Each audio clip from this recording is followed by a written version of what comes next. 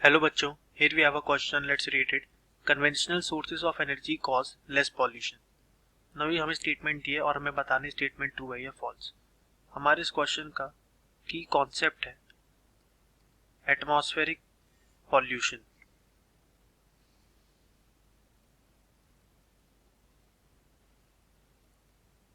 Now हम जानते हैं कि एनर्जी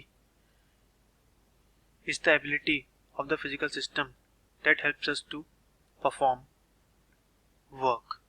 Now हम एनर्जी को अपनी डेली लाइफ में यूज करते हैं डिफरेंट वर्क्स को परफॉर्म करने के लिए, एंड वी नो दैट हम different forms of energy collect करते हैं डिफरेंट सोर्सेज से.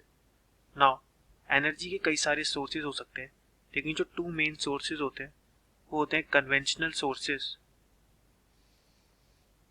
एंड दूसरे होते हैं non conventional sources. Now conventional sources of energy वो सोर्सेज ऑफ एनर्जी होते हैं जो कि हमें लिमिटेड क्वांटिटी में ही अवेलेबल होते हैं.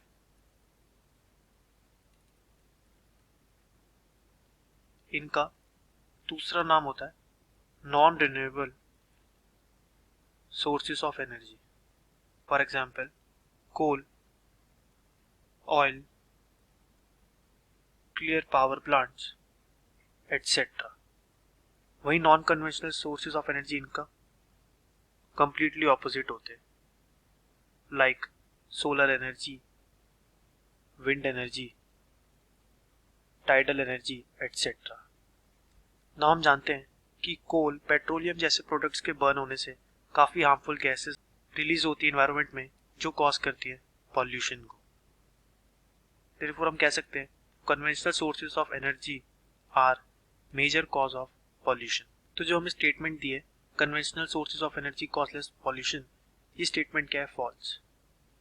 Because conventional sources of energy can cause several types of pollution like air pollution, acid rain, greenhouse gases effect etc. तो ये स्टेटमेंट हमारी फॉल्स है. क्वेश्चन में हमें यही बताना था. I hope you understood it well. Best of luck.